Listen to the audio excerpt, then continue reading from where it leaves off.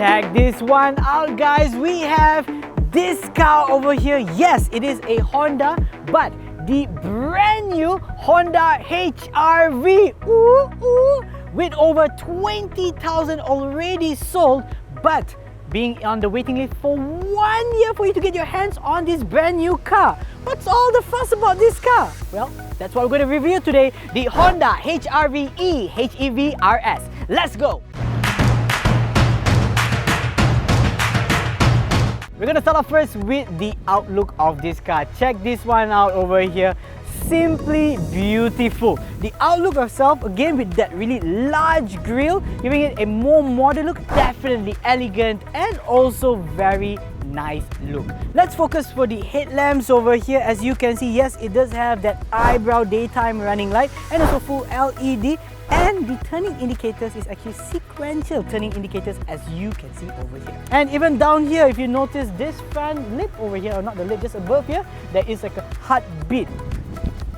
So that's what you can see over here. If you're in it for details, that's something you would appreciate as well.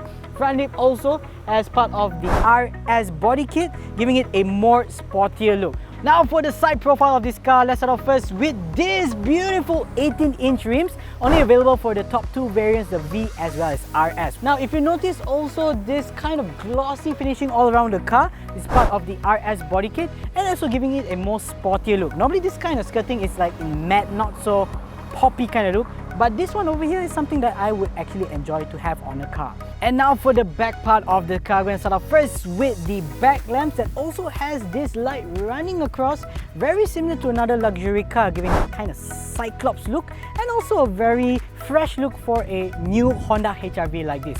But I want to focus more on that boot space that we have here. Well, instead of pressing this actually comes with kick sensor. That's right. So if your hands are full, you got lots of stuff after shopping, you can just place it inside and you can keep your hands, well, not too strenuous. So this will access a big luggage space which can also be extended when you fold these seats forward. And on top of that, if you are afraid of this actually hitting your head when you want to close it down, you can press this button over here and this will only close after I walk away from this car.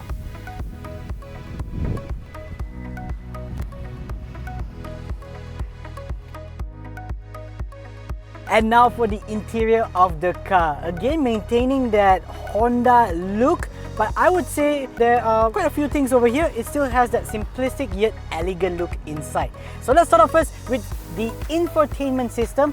8 inches in size, also compatible with Android Auto as well as Apple CarPlay.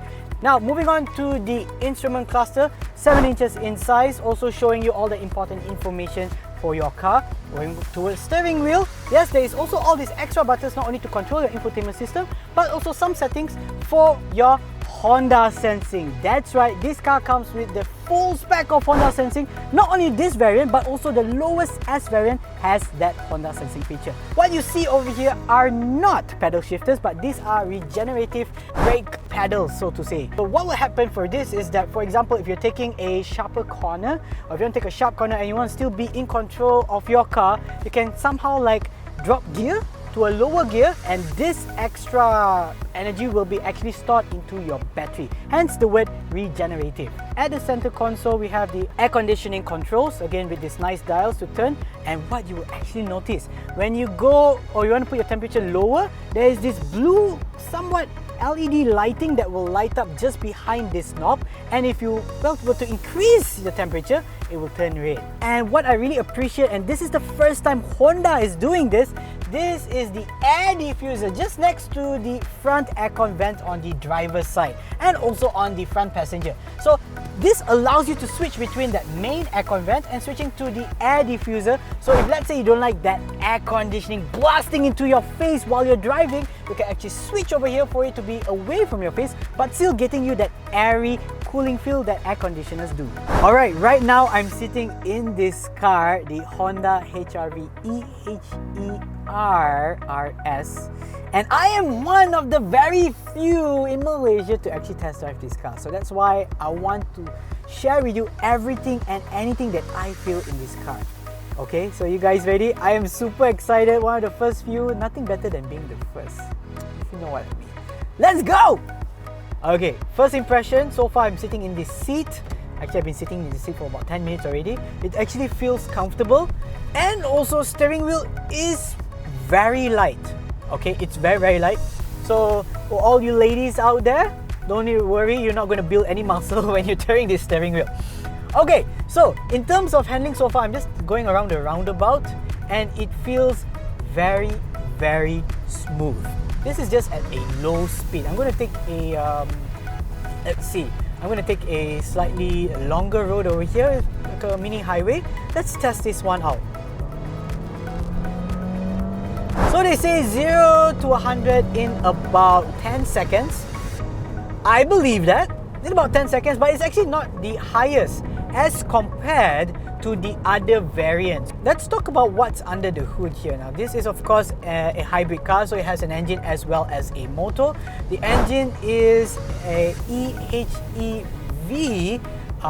engine 1.5, which can produce about 107 horsepower. Now, the motor can produce 131 horsepower. Now, what about the torque? Now, the torque for the engine can produce 131 Newton meter of torque, as compared to the motor that can produce 253 Newton meter of torque.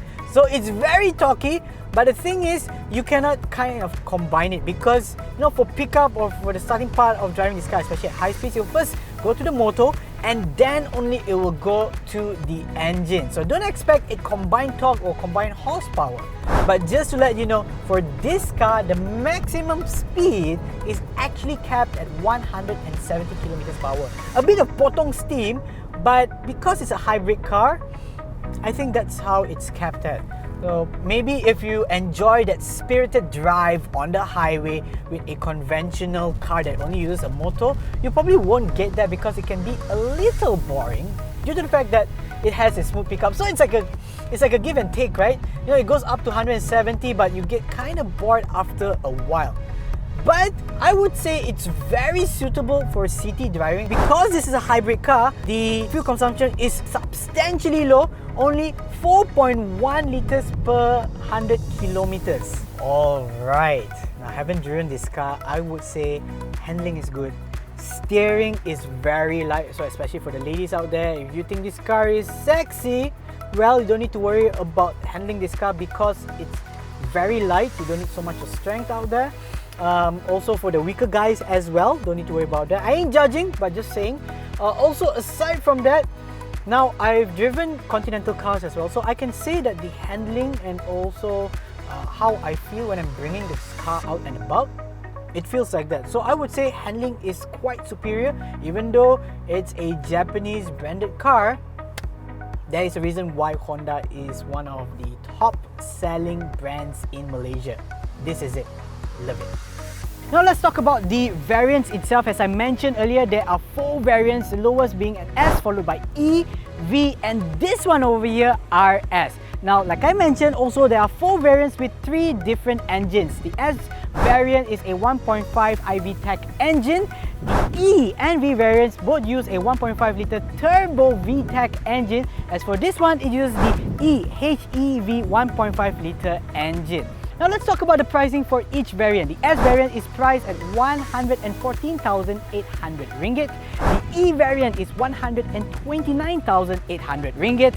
The V variant is priced at 134,800 ringgit. As for this one over here, it's priced at 140,800 ringgit. All of course is on the road without insurance. And also, given the price range, with this car, you can already enjoy that full Honda sensing safety features even at the lowest variant. Not too bad for this car, but what do I think about this car? I think it is actually pretty good given the price, and especially for this RS variant, in terms of fuel consumption, the technology as well as the handling of this car, it is worth every cent of your money. But that's my opinion. What about you guys? What do you think about this car? Let us know in the comment section. And before we end, I'd like to give a special thanks to Honda SAG Ultimate for allowing us to review this beautiful car, and we'll see you in our next video. Don't forget to follow us. Till then, bye!